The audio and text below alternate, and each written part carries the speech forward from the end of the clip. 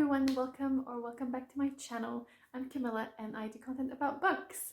And today, because it is early September, I thought it'd be great to actually tell you about the books I've added on my TBR thanks to the Edinburgh International Book Festival. Every August, Edinburgh is host to an amazing book festival, and over the last few years I've also been to events, and actually my job was right next to where they hosted the festival, so it was very easy for me to pop in or to, get lost in a bookshop. Last year was online, and this year was kind of like a hybrid online in person, but obviously I haven't really been going to Edinburgh because I'm working from home, so I haven't really seen any events in person.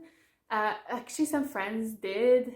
They paid to go to an event, and then it ends up that they were just in a room watching a screen, so they were a bit like, oh, we could have just stayed home and watched it, without a mask on and maybe a bit more comfortably.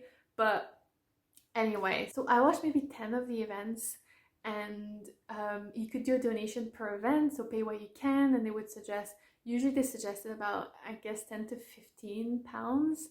I didn't do any donation per thing, but I did like a bulk donation at the end when I watched all the ones that I like to watch, and I did like a biggest donation that I could afford.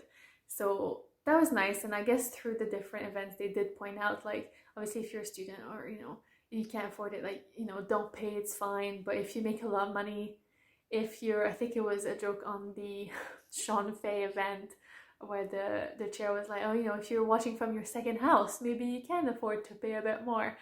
But it is a great festival, and I'm glad that it's still going strong. And I watched a lot of these events, and I've added loads of books to my TBR, and I'm here to recommend 11 of them to you. First book is Ace of Spades by Faridah Àbíké-Íyímídé. So she is a very young writer from London. I believe she wrote this novel when she was studying at Aberdeen University, and I think she wrote it during her university. I think she's only 22. So amazing, and it's apparently has amazing reviews. So I'll read you a quick. So it says, Ace of Spades is an incendiary and utterly compelling thriller with a shocking twist that delves deep into the heart of institutionalized racism from an exceptional new YA voice.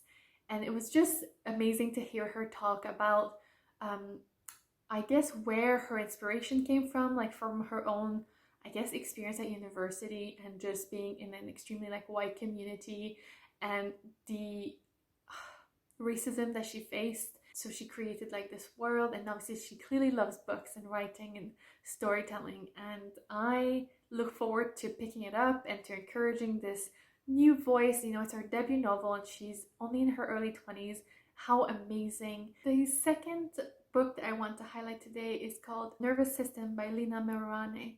So Meruane is actually a Chilean writer, and I own one of her books, Seeing Red, which I haven't read yet, but I will. And then I saw that she was coming to the Edinburgh Book Festival, and I was so happy. So I watched her event.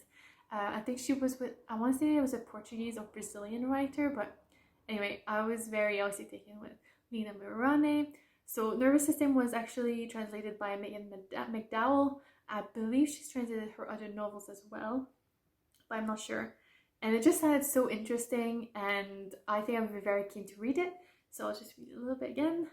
Ella is an astrophysicist struggling with her doctoral thesis in the country of the present, but she's from the country of the past, a place burdened in her memory by both personal and political tragedies. I don't know that much about this book, and I actually haven't read the rest of this synopsis, but I was just really taken with kind of the inspiration and the idea behind this novel. And obviously I'm just wanting to read more contemporary Chilean novels and voices, so I've added this to my TBR. Another South American writer that I discovered at the Edinburgh Book Festival was Samanta Schweblin and her novel Little Eyes, which sounds creepy, very Black Mirror-y, and still very interesting, which is basically, I believe it's different, almost like a short story collection. It's different stories about people who own little animals that have eyes, and that someone's always watching through them. So I'll read you a little bit here. They've infiltrated homes in Hong Kong, shops in Vancouver, the streets of Senegal, town squares in Oaxaca, schools in Tel Aviv, bedrooms in Ohio. They're following you. They're everywhere. They're us. In Samanta Schweblin's wildly imaginative new novel Little Eyes, Kentuckys have gone viral across the globe. They're little mechanical stuffed animals that have cameras for eyes, wheels for feet, and are connected to an anonymous global server. It just sounds very interesting in terms of, obviously, relationship and connection between people, but also in terms of the way that technology has, I guess, changed our world. Next, I listened to the interview with Charles Yu about his book Interior Chinatown. And I was very fascinated by this because I believe it's a novel written in script format, so like a screenplay. And he actually works, I believe, in Hollywood, like he works in LA. And it's basically about this, I guess, like background Asian actor. I'll read you the beginning of the synopsis. It just sounded so interesting, though, the way he was obviously talking about being Asian American and also, I guess, their representation in films and in Hollywood and on TV. So, yeah. Willis Wu doesn't perceive himself as a protagonist, even in his own life. He's merely generic Asian man. Every day he leaves his tiny room in the Chinatown SRO and enters the Golden Palace restaurant, where Black and White, a procedural cop show, is in perpetual production. He's a bit player here too, but he dreams of being Kung Fu Guy, the highest aspiration he can imagine for Chinatown's denizen, or is it? After stumbling into the spotlight, Willis finds himself launched into a wider world than he's ever known, discovering not only the secret history of Chinatown, but the buried legacy of his own family, for what that means for him in today's America. So yeah, I thought that sounded so interesting, and it was really cool to hear him talk about not only writing this novel, but also his work in TV. And I believe it says here he was the author of How to Live Safely in a Science Fictional Universe. So yeah, I look forward to discovering his writing. One of my favorite chats of this year's book festival was actually with Emma Dabiri, who is a broadcaster, I believe, for the BBC. She's an Irish writer and broadcaster. So she wrote, I believe, a book about black hair, but her most recent book, What White People Can Do Next, is what she was talking about. And she was so impassioned, and honestly, her interview was one of my favorite videos of the year. It was just so cool and so relatable and so just chill. Like, she would just flip to the book and be like, oh, I'll read this part, and she was so keen, and I just love her energy, basically. And I really want to pick up What White People Can Do Next. So the idea of it is to obviously question allyship and so she was questioning allyship a lot, and also performative allyship. So it says here, in the spirit of We Should All Be Feminists and How to Be an Anti-Racist, a poignant and sensible guide to questioning the meaning of whiteness and creating an anti-racist world, from the acclaimed historian and author of Twisted, which was the other book. Vital and empowering, What White People Can Do Next teaches each of us how to be agents of change in the fight against racism, in the establishment of a more just and equitable world. In this affecting and inspiring collection of essays, Emma Dabiri draws on both academic discipline and lived experience to probe the way many of us are complacent and complicit, and can therefore combat white supremacy. It just sounds fascinating, and I will definitely be picking it up. Then I listened to a fabulous talk with Evie Wyld, and her name caught my attention because I'd been seeing reviews of her book, The Bass Rock, which came out kind of recently, I believe, on BookTube.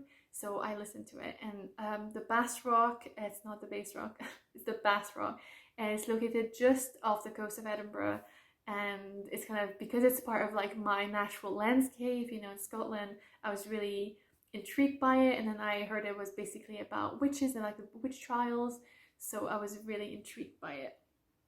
So the summary goes like this. Surging out of the sea, the Bass Rock has for centuries watched over the lives that pass under its shadow on the Scottish mainland. And across the centuries, the fates of 3 women are linked to this place, to each other. Then it goes on to talk about the different women across different decades and centuries. And it just apparently it's very vivid, very harsh, very difficult, but also very beautiful. And I just had to include it on my TBR. Next is two books that were basically paired in the same talk. So the first one was She Would Be King by Wayétu Moore. She's a Liberian American writer, and I believe this was her debut novel. It just sounded so interesting because I really don't know that much about Liberia, and it just sounded really interesting because of the way that she was kind of mixing in magical realism into this. So yeah, so here it says, Wayétu Moore's powerful debut novel, She Would Be King, reimagines the dramatic story of Liberia's early years through three unforgettable characters who share an uncommon bond. Gbesa, exiled from the West African village of Lai, is starved, bitten by a viper, and left for dead. June Day, raised on a plantation in Virginia, hides his unusual strength until a confrontation with the overseer forces him to flee. And then Norman Aragon, the child of a white British colonizer and a maroon slave from Jamaica, can fade from sight when the earth calls him. When the three meet in the settlement of Monrovia, their gift helped them salvage the tense relationship between the African American settlers and the indigenous tribes as a new nation forms around them. It just, yeah, it sounds amazing. I was just sold like the minute I was hearing the way that she was talking about it, and the way that she's obviously included like her own country's history into this. And I also believe that she's written some nonfiction.